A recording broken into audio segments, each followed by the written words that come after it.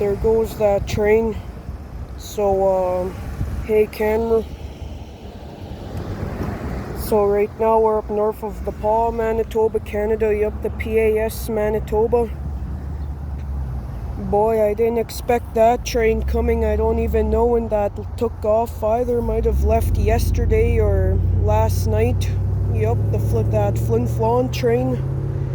Yup, so today it is Monday, July the 10th, 2025. Yup, and the time is it is 11:28 p.m. No, sorry about that. It's 11:28 a.m. Yup, 11:28 a.m. Yup.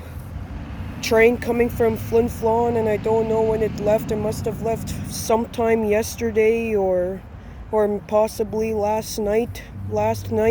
Yup. Train number 1083, 2606, and 3840's on there. Yup.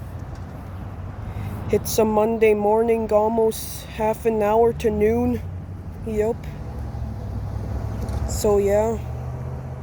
That train gets to go now because the fire over there stopped in their home too. In their home now, the Flin floners. Yup. So yeah.